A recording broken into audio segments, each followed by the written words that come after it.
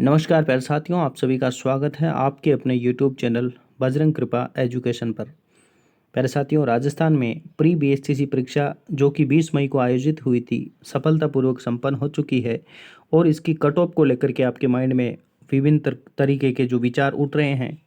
लेकिन मेरा ये कहना है कि प्यारे साथियों, आपने जी तोड़ मेहनत की बीएसटीसी के लिए और अपना 100% दिया, यानी अपना 100% दिया और आपने अपना काम कर दिया। अब अंकों के आधार पर आपको कॉलेज मिलना या ना मिलना वो आगे भविष्य की गर्भ में है।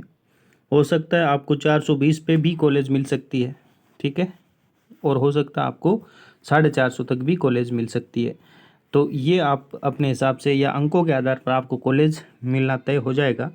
बाकी जब तक अपन क्या करें, ठीक है, बीएसटीसी परीक्षा दे दी है, अब फ्री हैं तो अब अपन क्या करें।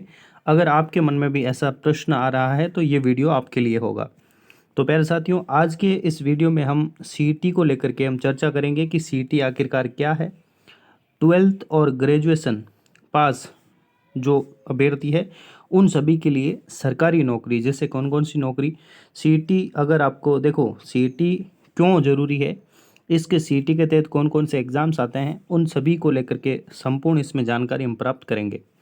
तो सीईटी अगर आपकी क्लियर होगी तो आप पुलिस का फॉर्म भरने के लिए एलिजिबल हो जाएंगे, ठीक है। आप एलडीसी यानी बाबू के लिए एलिजिबल हो जाएंगे।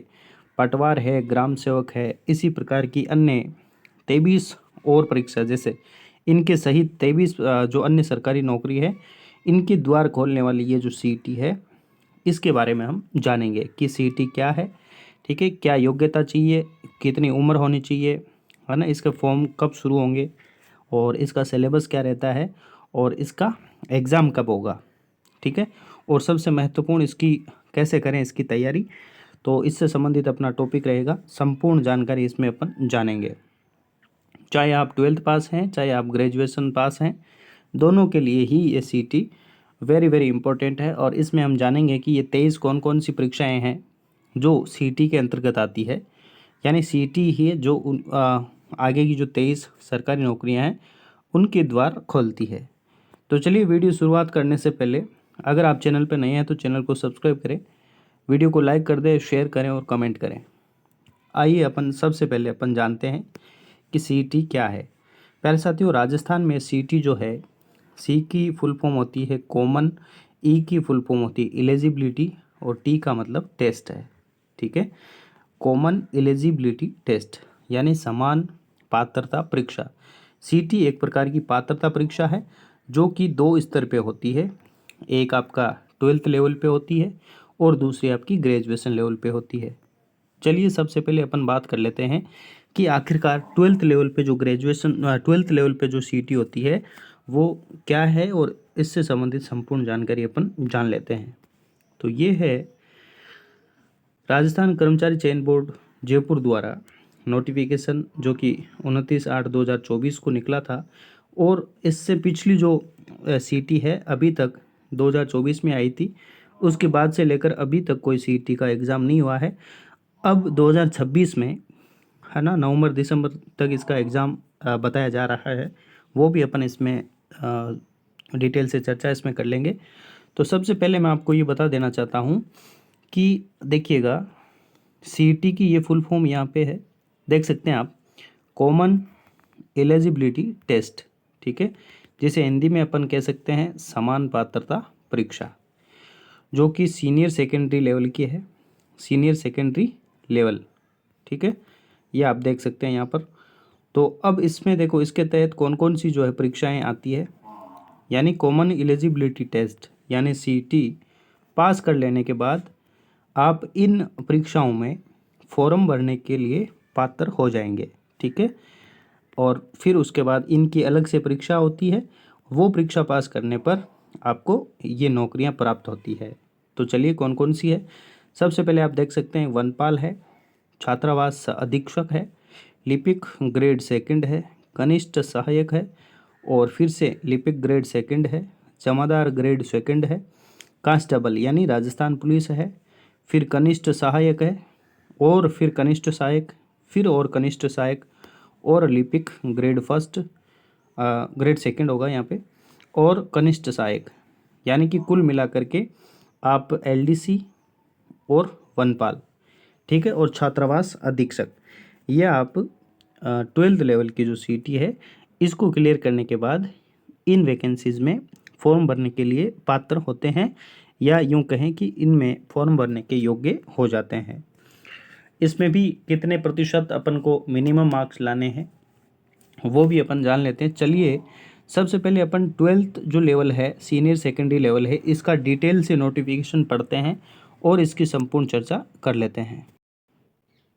तो ये है आपका विज्ञापन जो कि सीनियर सेकेंडरी स्तर का है, और इसमें अभी हमने ये सारी जो चीज़ें हैं, जो कौन कौन सी वैकेंसीज़ है, कौन कौन सी नौकरियां हैं, ये सारी अपन ने इसमें देख ली है। यहाँ पर पद का नाम है और यहाँ पर सेवा का नाम है, जो कि आप देख सकते हैं। और प्यारे साथियों, इसकी पीडीएफ आपको हमारे टेलीग्राम चैनल पे मिल जाएगी, जो कि इसमें लिंक कर रखा, आप टेलीग्राम पे जा कर के ये जो पीडीएफ है ये आप प्राप्त कर सकेंगे, ठीक है। इसमें जो मुख्य मुख्य चीज़ें हैं वो मैं आपको बता देता हूँ। सबसे पहले आप देखें कि इसके लिए दिशा निर्देश क्या क्या है वो आप समझें, ठीक है। इसके लिए दिशा निर्देश, सबसे पहला जो निर्देश है वो यहाँ पे आपको दिया गया है कि समान पात्रता परीक्षा जो है 2024 मात्र एक पात्रता परीक्षा है। इसी प्रकार से 26 वाली भी रहेगी, मात्र और मात्र एक पात्रता परीक्षा है, जो कि आपके जो पद है उसमें सुसंगत सेवा नियमों के उपबंध को लेकर के आप यूँ देख सकते हैं कि इनके अनुसार की जाएगी। और स्कोर अर्जित कर लेना मात्र ही उसे, देखो आप ये मत जान लेना कि सीटी अगर आपने पास कर ली है तो नौकरी की गारंटी है, ऐसा नहीं है, क्योंकि नौकरी की ये गारंटी नहीं देता है, ये केवल और केवल पात्रता परीक्षा है, ठीक है। इसी प्रकार से यहाँ पर दूसरा पॉइंट जो है ये रहा, ये 1 वर्ष के लिए मान्य है। तो प्यारे साथियों, अब 1 वर्ष नहीं रहा है, अब इसको बढ़ा करके 3 वर्ष कर दिया गया है। जो पिछला जो था 2024 में इसको 1 वर्ष के लिए मान्य था, अब ये आपका 3 वर्ष मान्य हो जाएगा, ठीक है। और भी देखें आप, इसमें जो इम्पोर्टेंट बातें हैं वो मैं आपको बता देता हूँ। यहाँ पर देखिएगा, मिनिमम जो मार्क्स है, न्यूनतम आपको अंक है 40% अंक लाने हैं, अन्यथा आप क्या हो सकते हैं, विफल हो सकते हैं, ठीक है। यहाँ पे लिखा हुआ है, यदि सीटी में न्यूनतम 40% अंक प्राप्त करने में विफल रहता है, तथापि अनुचित जातियों को इनके लिए देखो विशेष छूट भी दी जाती है, इनको 5% तक शिथिलीकरण होता है, बाकी मिनिमम मार्क्स जो है वो आपका 40% रहेगा, ठीक है। नेक्स्ट हम बात कर लेते हैं, आवेदन की जो प्रक्रिया है वो ऑनलाइन ही रहती है। अगर आपने अभी तक कर्मचारी चयन बोर्ड का कोई भी जो है आवेदन नहीं किया है, तो इसके लिए सबसे पहले आपको जो है OTR करना होता है, 1 टाइम रजिस्ट्रेशन करना होता है, जो कि आप ई-मित्र पे जाके आराम से कर सकते हैं, ठीक है। और उसके बाद अपन देखें तो ये जो, और इसमें जो इम्पोर्टेंट बात लगेगी वो मैं बता दूंगा। देखो, ये एक बार पंजीयन शुल्क है, इसमें आपको अगर एक बार ही आपके पैसे लगेंगे। आप अगर देखो, ये कैटेगरी वाइज आपको दे रखे हैं, जो फीस है सामान्य और नॉन, जो आपका क्रीमी लेयर श्रेणी है, पिछड़ा वर्ग है, उनको 600 रुपये है। बाकी इनको ये जो आरक्षण के अनुसार आप देखें तो 400 है, और दिव्यांग भाई बहनों के लिए भी 400 रुपये हैं एक बार के पंजीयन के लिए। फिर अब देखिएगा, ये वापस विभाग का नाम है और आपका जो वैकेंसीज है उनका नाम फिर से यहाँ पे दे रखा है, आप देख सकते हैं। और 12th पास अगर आप हैं और सीटी क्लियर कर लेते हैं तो इन पदों पर आप फॉर्म भरने के योग्य हो जाते हैं। नेक्स्ट अगर बात करें अपन, तो इसमें अपन देखेंगे कि पात्रता और शैक्षणिक योग्यता हमारे पास क्या होनी चाहिए। सीटी का फॉर्म फिल करने के लिए आपके पास क्या योग्यता होनी चाहिए, तो यहाँ पर सीधा सीधा देख रहे हैं आप कि सीनियर सेकेंडरी या इसके समतुल्य कोई भी अगर आपके पास मार्कशीट है तो आप इसके लिए पात्र होंगे, ठीक है। नेक्स्ट आगे देखें कि जो निर्देश इनके लिए दे रखे हैं अनुसूचित क्षेत्र के अभ्यर्थियों के लिए, ये आप वीडियो को पॉज करके भी पढ़ सकते हैं, या आप हमारे टेलीग्राम पे जा कर के भी पढ़ सकते हैं, वहाँ पे डाल दिया जाएगा, ठीक है। राष्ट्रीयता यानी भारत का नागरिक होना चाहिए, नेपाल का प्रजाजन हो, भूटान का प्रजाजन हो, और ऐसा तिब्बती जो 1162 से पहले भारत में स्थायी रूप से बसने के विचार से आया था, है ना, ये आप पढ़ लेना। बाकी आप भारतीय ही हैं, मैं उम्मीद करता हूँ आप सभी भारतीय हैं, हम सभी भारतीय हैं। और आयु को लेकर के है तो आयु देखो, जो 12th लेवल की सीटी हो चाहे ग्रेजुएशन लेवल की हो, आपकी मिनिमम आयु जो है 18 वर्ष होनी चाहिए और मैक्सिमम जो है 40 वर्ष का नहीं हुआ हो, यानी 18 से 40 तक आप देख सकते हैं कि 40 वर्ष का नहीं हुआ हो। परंतु देखो 18 से 40 यानी 39 तक ही होना चाहिए, 40 वर्ष का नहीं होना चाहिए। ठीक है, ऐसा 18 से 40 वर्ष इसमें दे रखा है। लेकिन जो प्रावधान होते हैं उनके अनुसार यहाँ पे छूट भी दी जा रही है ना। छूट भी यहाँ पे आपको कैटेगरी वाइज जो जितनी छूट होती है, 5 वर्ष, महिलाओं को 10 वर्ष वगैरह, महिला अभ्यर्थियों को 5 वर्ष दी जाती है। और भी आप देखें कि जो छूट के जो प्रावधान है उसके अनुसार जो आपको छूट मिलेगी, लेकिन 18 से 40 वर्ष का क्राइटेरिया यहाँ पे फिक्स रहने वाला है। फिर आगे अपन देखें कि ये डेट जो है वो आपकी जारी हो जाएगी, जो 2026 का जो आएगा उसमें अलग से आपको बता दिया जाएगा। इसके लिए आपको चैनल को सब्सक्राइब करना होगा और लेटेस्ट अपडेट आपको मिल जाए, और जैसे ही सीईटी का जो नोटिफिकेशन आएगा आपको सबसे पहले यहाँ पे मिल जाएगा। और इसके बाद सबसे इम्पोर्टेंट बात यह है कि इसके लिए जो परीक्षा की स्कीम और जो सिलेबस है इसका वो क्या रहता है, इससे संबंधित अपन बात कर लेते हैं। यहाँ पर ये देखो, समान पात्रता परीक्षा सीनियर सेकेंडरी स्तर हेतु परीक्षा की स्कीम और पाठ्यक्रम। तो देखो स्कीम को लेकर अपन देखते हैं, तो इसमें क्या होता है कि राजस्थान का इतिहास, कला, संस्कृति और साहित्य, परंपरा और विरासत, भारत एवं राजस्थान का भूगोल, राजस्थान पर विशेष बल के साथ भारतीय राजनीतिक व्यवस्था, राजस्थान की अर्थव्यवस्था, दैनिक विज्ञान, तार्किक विवेचन यानी रीजनिंग ना, मानसिक योग्यता, और सामान्य हिंदी और जनरल इंग्लिश, और थोड़ा कंप्यूटर और समसामयिक यानी करंट की जो चीज़ें हैं वो सारी चीज़ें इसमें रहने वाली है। प्यारे साथियों, इसके कुल प्रश्नों की संख्या 150 होती है। प्रत्येक प्रश्न 2 अंकों का होता है, तो कुल 300 अंक होते हैं और समय आपको 3 घंटे का दिया जाता है। यहाँ पर आप देखें कि सभी प्रश्न बहुविकल्पी होते हैं और सभी प्रश्नों के जो अंक है वो समान होते हैं, और किसी प्रश्न के गलत उत्तर के लिए नकारात्मक अंकन नहीं किया जाएगा। यह है 2024 के लिए, जो कि आपका नहीं किया जा रहा था, लेकिन 2026 के लिए आपका अंकन जो है 1/3 यहाँ पे नेगेटिव मार्किंग की जाएगी। ठीक है, 1/3 नेगेटिव मार्किंग यहाँ पे रहेगी इस बार, और सभी प्रश्न सीनियर सेकेंडरी स्तर के होंगे। अब इनका डिटेल से जो विवरण है पाठ्यक्रम का वो देख लेते हैं कि आपको कौन कौन सी टॉपिक पढ़ने हैं। केवल और केवल सिलेबस में जो पॉइंट दे रखा है उन पॉइंट्स को पढ़ के भी इसमें आप 40% क्राइटेरिया आराम से कर सकते हैं और सीईटी जो है उसको क्लियर कर सकते हैं।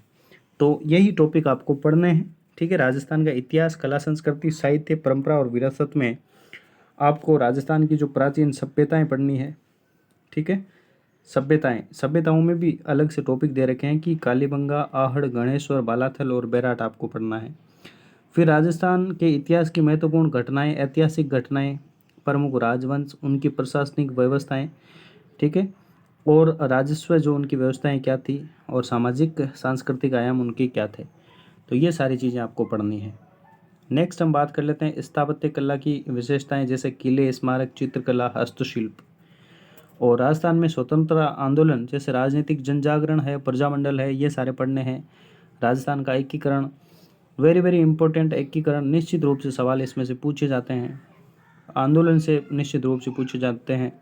भाषा बोलियाँ जो है, लोक साहित्य है, यहाँ से भी निश्चित रूप से पूछे जाने वाले जो है ये टॉपिक है, निश्चित रूप से सवाल पूछे ही जाते हैं। लोक संगीत है, लोक नृत्य है, संत, कवि, योद्धा, लोक देवता और लोक देवियाँ हैं, मेले, त्यौहार, रीति रिवाज, वेशभूषा, ये आपका कला संस्कृति के अंतर्गत रहेंगे। फिर भारत और राजस्थान का भूगोल है, जिसमें भारत का भौतिक स्वरूप है, पर्वत, पठार, मरुस्थल, मैदान, प्रमुख नदियाँ, बांध, झील, सागर, वन्य जीव अभ्यारण्य, ये सारी चीज़ें इसमें रहने वाली है। राजस्थान की प्रमुख भौतिक स्वरूप है, जिसमें जलवायु, दशाएं, वनस्पति एवं मृदाएं, नदियाँ, बांध, झीलें, राजस्थान के प्राकृतिक संसाधन, जैसे कि खनिज संपदा है, वन संपदा है, जल संसाधन है, पशु संपदा है, वन्य जीव अभ्यारण्य एवं संरक्षण। फिर आपके जनसंख्या, वेरी वेरी इंपॉर्टेंट जनसंख्या है। जनसंख्या में 3 से 4 टॉपिक ये फिक्स रहते हैं कि घनत्व, साक्षरता, ठीक है, लिंगानुपात, ये सारी चीज़ें रहती है इसमें। इसके अलावा जो है प्रमुख जनजातियां हैं और राजस्थान में जो पर्यटन है, ये सबसे इम्पोर्टेंट भूगोल के जो है टॉपिक आपको पढ़ने हैं। नेक्स्ट है राजस्थान पर विशेष बल के साथ भारतीय जो राजनीति है, राजनीतिक व्यवस्था यानी राजस्थान की पॉलिटी के बारे में, जिसमें संविधान की प्रकृति, प्रस्तावना, मौलिक अधिकार, नीति निर्देशक तत्व और मौलिक कर्तव्य, ये आपको पढ़ने हैं। फिर आपका राजस्थान जो है, इसमें राजनीतिक और प्रशासनिक व्यवस्था राजस्थान की, जिसमें राज्यपाल, मुख्यमंत्री, है ना, विधानसभा, हाईकोर्ट, राजस्थान लोक सेवा आयोग, निर्वाचन आयोग, राज्य सूचना आयोग, राज्य मानवाधिकार आयोग, राज्य के मुख्य सचिव, जिला प्रशासन आदि आदि। फिर स्थानीय स्वशासन, पंचायती राज, ये सारे टॉपिक आपको पढ़ने हैं। नेक्स्ट है राजस्थान की अर्थव्यवस्था, जिसमें आर्थिक विकास आपको पढ़ना है। इसके अलावा जन कल्याणकारी योजनाएं हैं, है ना, प्रमुख उद्योग, लघु क्षेत्र, कुटीर, ग्राम उद्योग है, और ऊर्जा के जो भी विभिन्न स्रोत है, जैसे जल विद्युत है, तापीय, अणु और सौर है, ये सारी चीज़ें आपको पढ़नी है। उसके बाद दैनिक विज्ञान है। विज्ञान में आपको भौतिक और रासायनिक परिवर्तन, है ना, उसके साथ साथ ऑक्सीकरण, अपचयन, अभिक्रियाएं, उत्प्रेरक, ये टॉपिक आपको पढ़ना। धातु, अधातु, है ना, उनके कुछ जो सामान्य जीवन में काम आने वाले महत्वपूर्ण यौगिक है, कार्बन तथा उसके महत्वपूर्ण यौगिक, और आपको जैसे क्लोरोफ्लोरोकार्बन, कार्बन है, पॉलीमर है ना, बहुलक है, साबुन और अपमार्जक है, ये सारे टॉपिक्स जो है विज्ञान में आपके रहने वाले हैं। फिर प्रकाश का परावर्तन और इसके नियम, ठीक है, वर्ण विक्षेपण, लेंस, ये सारे इस प्रकाश में ही आ जाते हैं। फिर अंतरिक्ष सूचना प्रौद्योगिकी है, भारत का अंतरिक्ष अनुसंधान कार्यक्रम, सूचना प्रौद्योगिकी, आनुवांशिकी से संबंधित शब्दावली है, वो भी आपकी रहने वाली है। इसके अलावा आप वीडियो को पॉज करके भी आप देख सकते हैं। फिर पर्यावरण अध्ययन है, ठीक है, इसमें सारा पारिस्थितिकी तंत्र वगैरह सारी चीज़ें आ जाएंगी। फिर जंतुओं का आर्थिक महत्व है। इसके बाद जो है ब्लड ग्रुप से संबंधित जो भी है अपना रक्त परिसंचरण तंत्र, इसमें आ जाएगा। फिर आप देखें कि रीजनिंग जो है बीएसटीसी में भी आपने देखा होगा, ठीक उसी प्रकार से थोड़ा सा अप लेवल होता है इसका, है ना, उस हिसाब से जैसे वैदिक गणित की जो संख्याएं हैं, वैदिक विधि से पूर्ण संख्याओं का वर्ग, घन, फल, वर्गमूल, घनमूल, ये 6 अंकों तक ये आपसे पूछ लिए जाते हैं, ठीक है। फिर गुणनखंड, अनुपात, समानुपात, ये जो है अंक गणित की सबसे इम्पोर्टेंट प्रश्नावली है, और यहाँ से निश्चित रूप से आपको सवाल पूछे जाते हैं। फिर है ना रेखा गणित वाला चैप्टर है। फिर आकृतियाँ, ये है कोण, उसके माप है। फिर चित्रों द्वारा, आंकड़ों का चित्रों द्वारा निरूपण है, ठीक है, और जनरल जो मानसिक योग्यता वाले प्रश्न पूछ लिए जाते हैं, और तर्क शक्ति वाले भी प्रश्न आपसे पूछ लिए जाते हैं। फिर आपकी हिंदी और इंग्लिश बचेगी, जिसमें संधि, समास, उपसर्ग, प्रत्यय, ठीक है, ये सारे आपसे पूछेंगे। इसके बाद पर्यायवाची शब्द है ना, विलोम शब्द है, अनेकार्थी शब्द युग में, संज्ञा, सर्वनाम, विशेषण, अव्यय, क्रिया है, शब्द शुद्धि है, वाक्य शुद्धि है, वाक्यांश के लिए एक शब्द है, मुहावरे, लोकोक्ति है, और पारिभाषिक शब्दावली आपसे पूछ ली जाती है। कार्यालय पत्रों से संबंधित ज्ञान आपसे पूछा जाता है। इसके बाद अपन देखें इंग्लिश में आपके निश्चित जो है फिक्स टॉपिक है, यहाँ से सवाल बनते ही बनते हैं, जैसे टेंस है, वॉइस है, नरेशंस है ना, आर्टिकल्स, डिटरमाइनर्स है, प्रीपोजिशन है, ट्रांसलेशन है, मतलब जो सेंटेंस होते हैं उनको चेंज करने के लिए आपसे कहा जाता है। वाइस वर्सा है, वापस चेंज करते हैं। फिर ग्लोसरी है ना, जो टेक्निकल वर्ड होते हैं, सिनोनिम्स, एंटोनिम्स, वन वर्ड्स, और आपके कॉम्प्रिहेंशन यानी वो पैसेज वगैरह आते हैं वो, और नॉलेज ऑफ राइटिंग लेटर्स यानी पत्रों से संबंधित इंग्लिश में भी, जैसे ऑफिशियल, डमी, है ना, डमी ऑफिशियल, सर्कुलर्स, नोटिस वगैरह ये होते हैं। फिर इसके बाद आपको कंप्यूटर से संबंधित जनरल जो नॉलेज है वो पूछ ली जाती है, ठीक है ना। और उसके बाद कंप्यूटर का जो रैम, रोम, ये फाइल सिस्टम वगैरह, इनसे संबंधित एमएस ऑफिस से संबंधित कंप्यूटर का ज्ञान आपसे पूछ लिया जाता है। और फिर उसके बाद करंट जो है यानी कि समसामयिक घटनाएं हैं, जिसमें राजस्थान, भारत और अंतर्राष्ट्रीय महत्व की प्रमुख समसामयिक घटनाएं और मुद्दे रहते हैं। वर्तमान में चर्चित व्यक्ति, स्थान, संस्थाएं रहेंगी। खेल कूद संबंधी गतिविधियां इससे आपसे पूछ ली जाती है। ठीक है, तो ये आपका परीक्षा की स्कीम और आपका जो है इसका सिलेबस रहने वाला है। इसके अनुसार आप पढ़ाई करें तो निश्चित रूप से 40% अंक आप कवर कर पाएंगे और जो सीईटी की पात्रता है आप हासिल कर पाएंगे। ठीक इसी प्रकार से ग्रेजुएशन लेवल की भी जो सीईटी है वो होती है। चलिए उससे संबंधित भी कुछ महत्वपूर्ण जानकारी अपन ले लेते हैं। तो ये है आपका ग्रेजुएशन लेवल की सीईटी का नोटिफिकेशन, जिसमें आप देख सकते हैं कि यहाँ पर लिखा हुआ है स्नातक स्तर 2024। स्नातक यानी ग्रेजुएशन। कॉमन एलिजिबिलिटी टेस्ट वही सीईटी है, जिसमें इसके तहत आप देख सकते हैं ये सारे जो पद हैं, इन पदों के लिए आप एलिजिबल हो जाते हैं। ठीक है, यानी कि ये जो सरकारी नौकरियां हैं, इन नौकरियों के लिए अगर आप ग्रेजुएशन वाली सीईटी आप 40% अंक लेके आ जाते हैं और आप सीईटी पास कर लेते हैं, तो उसके बाद इन परीक्षाओं के फॉर्म भरने के लिए योग्य हो जाते हैं। तो देखिएगा इसमें कौन कौन सी वैकेंसीज है। तो इसमें आप देखें अगर, तो देखो प्लाटून कमांडर सबसे पहले आप देखें तो यहाँ पर देख सकते हैं कि प्लाटून कमांडर है, जिलेदार है, पटवारी है, कनिष्ठ लेखाकार है, तहसील राजस्व लेखाकार है, पर्यवेक्षक है यानी महिला अधिकारिता, फिर केवल पर्यवेक्षक है, फिर उप जेलर है, छात्रावास अधीक्षक ग्रेड सेकंड है। सबसे इम्पोर्टेंट कही जाने वाली जो सबसे इम्पोर्टेंट अपने लिए पटवारी और ग्राम विकास अधिकारी, जिसे हम ग्राम सेवक के नाम से भी जानते हैं। तो ये सबसे इम्पोर्टेंट रहती है और इनके पदों की संख्या भी लगभग 4000 के आसपास आएगी। तो बहुत अच्छी वैकेंसी है। अगर आपने ग्रेजुएशन कर लिए है तो आपको ये ग्रेजुएशन वाली सीईटी ज़रूर आपको देनी चाहिए, क्योंकि पटवारी और ग्राम विकास अधिकारी बहुत ही अच्छी जॉब होती है।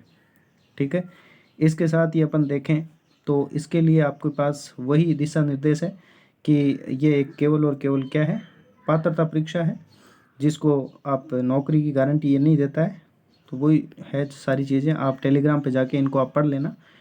ठीक है, नेक्स्ट अपन इसकी देखो, इसकी भी योग्यता और वो देख लेते हैं। एक बार ये पंजीयन आपने करना है। अगर पहली बार आप फॉर्म फिल करेंगे तो एमित्र पे जाके आप कहेंगे तो वो OTR कर देंगे और आपका फॉर्म फिलिंग वगैरह सब कुछ हो जाएगा। तो इसमें भी अपन देख लेते हैं कि पात्रता और शैक्षणिक योग्यता आपके पास क्या होनी चाहिए। तो आपने या तो स्नातक की डिग्री कर रखी हो या उसके समतुल्य कोई भी आपके पास डिग्री है, तो आप सीईटी ग्रेजुएशन वाली सीईटी देने के योग्य हैं, है ना।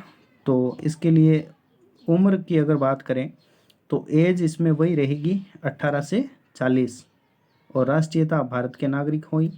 ठीक है, साथ के साथ अगर आप नेपाल के प्रजाजन हो तो भी आप एलिजिबल हैं। ठीक है, भूटान का प्रजाजन हो तो भी आपको इसमें फॉर्म भरने दिया जाएगा। आयु सीमा की अगर अपन बात करें तो ठीक है, 18 वर्ष प्राप्त कर चुका हो और 40 वर्ष का नहीं हुआ हो, यानी कि 18 से 40 के बीच होना चाहिए। ठीक है, 40 प्राप्त नहीं करना चाहिए, 18 से 40। और प्रावधान के अनुसार, नियमानुसार जो कैटेगरी वाइज जिनको छूट मिलनी चाहिए वो सारी छूट आपको निश्चित रूप से जो प्रावधान के अनुसार छूट दे रहेगी। ठीक इसी प्रकार से वो जो अपना 12th सीईटी था उसी प्रकार से ये भी जो परीक्षा का आयोजन वगैरह है वो सारी चीज़ें 2026 का जो है लेटेस्ट अपडेट जैसे ही आएगी तो इस चैनल को आपको सबसे पहले बता दी जाएगी, इसलिए चैनल को आप सब्सक्राइब जरूर कर लें। ठीक है, और साथ के साथ अब अपन इसका सिलेबस देख लेते हैं। विशेष रूप से हमारे जो काम की चीज़ है वो सिलेबस है, क्योंकि किसी भी परीक्षा को पास करने के लिए उसका सिलेबस देखना ज़रूरी है। सिलेबस और परीक्षा की स्कीम यहाँ पे आप देख सकते हैं।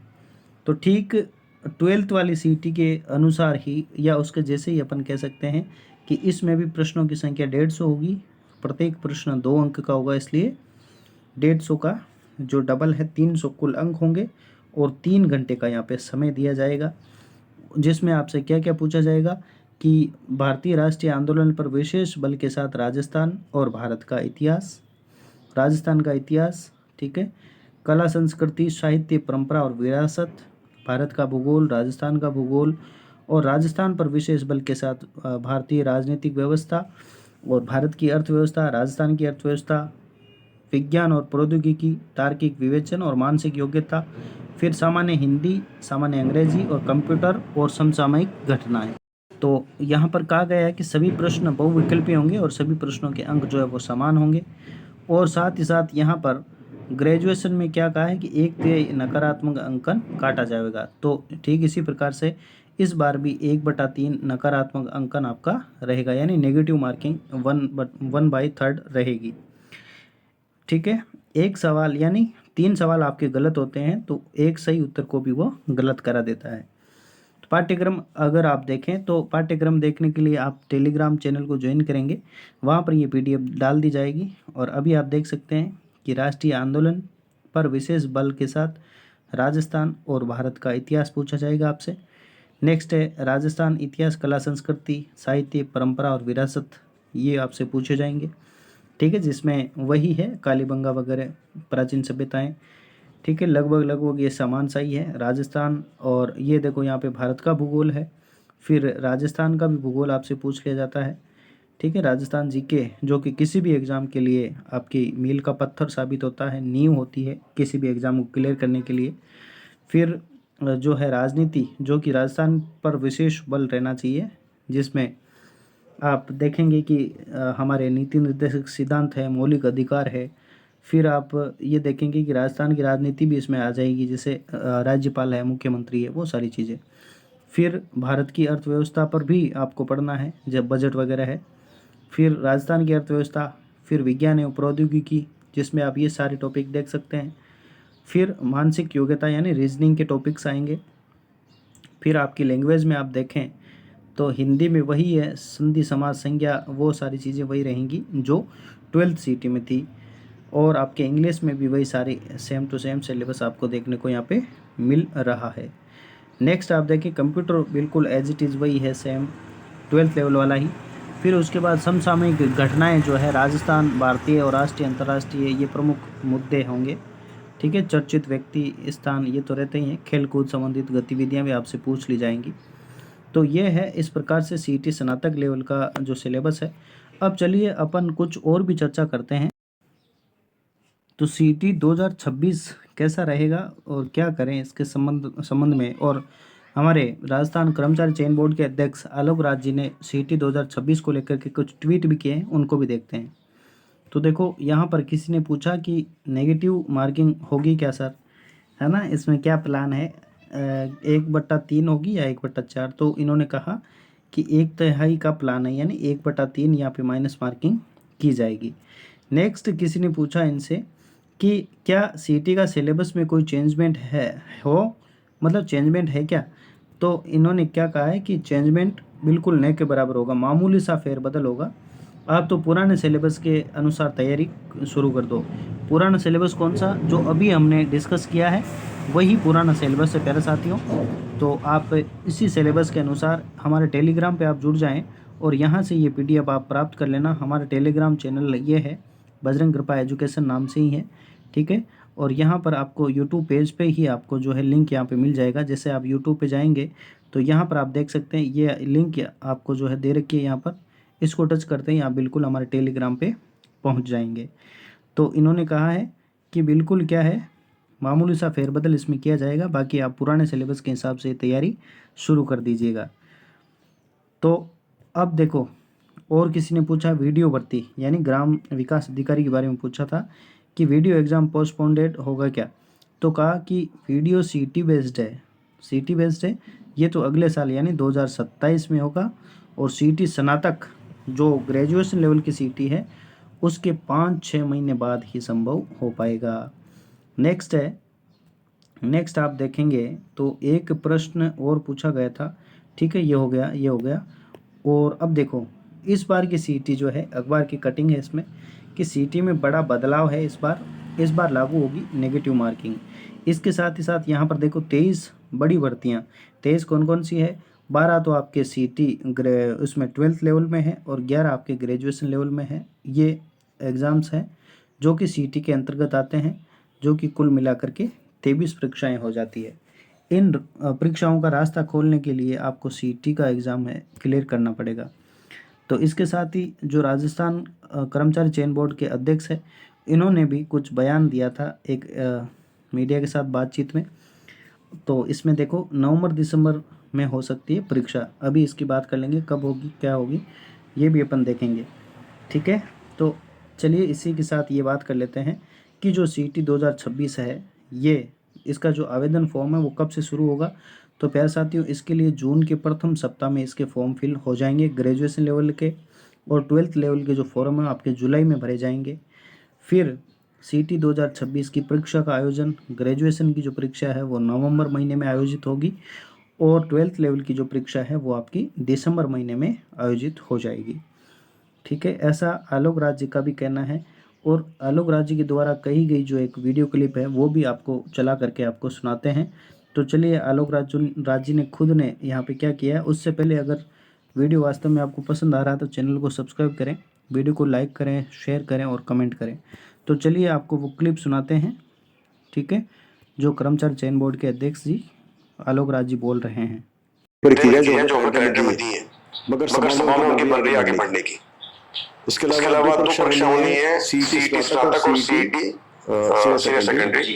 वो परीक्षा हम प्लान कर रहे हैं, सीनियर CET स्नातक हम प्लान कर रहे हैं नवंबर में, और CET सीनियर सेकेंडरी हम प्लान कर रहे हैं दिसंबर में, इसी साल में। और उनके फॉर्म भरवाने के हम प्रयास करेंगे। CET स्नातक का फॉर्म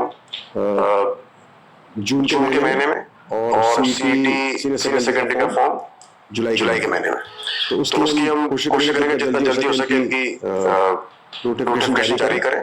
और आपके माध्यम से बताना चाहूंगा कि जो कैंडिडेट्स हैं वो जो पुराना सिलेबस है उसके अनुसार ही तैयारी कर सकते हैं। बहुत ही मामूली फेरबदल होगा सिलेबस में, उसके लिए वो तैयार रहे। नेगेटिव मार्किंग भी रखी जाएगी, और प्रश्न पत्र भी बहुत आसान नहीं होंगे। तो थोड़ी तैयारी करें, और सिर्फ और सिर्फ कोचिंग पर या रटने पर नहीं डिपेंड करें। अपना दिमाग लगाएं और प्रश्न को समझें, उनके उत्तरों को समझें। प्रश्नों को समझें और उनके उत्तरों को समझें। ठीक है, रटने पे बल नहीं दें, केवल कोचिंग के भरोसे नहीं रहें, सेल्फ स्टडी पे फोकस करें। ज़्यादा से ज़्यादा जो मूल किताबें हैं, ओरिजिनल जो किताबें हैं वो पढ़ें। ओरिजिनल किताबों को लेकर के अपन अलग से वीडियो में चर्चा कर लेंगे। जो कि राजस्थान बोर्ड की जो किताबें हैं वो आपकी ओरिजिनल किताबें हैं, वहाँ से सीधे सीधे प्रश्न जो है पूछे जाते हैं। तो अभी ये बात कही इन्होंने कि जो आवेदन फॉर्म है इसके ग्रेजुएशन के तो जून में भरे जाएंगे, और 12th वाले जुलाई में आपके भरे जाएंगे, और एग्ज़ाम जो है ग्रेजुएशन की तो नवंबर में हो जाएगी, और आपके 12th की दिसंबर में इसके एग्ज़ाम हो जाएंगे। तो प्यारे साथियों, ये था CET से संबंधित अपनी संपूर्ण जानकारी। ठीक है, वीडियो वास्तव में अच्छा लगा हो तो चैनल को आप प्लीज़ सब्सक्राइब जरूर करिएगा, वीडियो को लाइक करें, शेयर करें और कमेंट करें। थैंक यू प्यारे साथियों।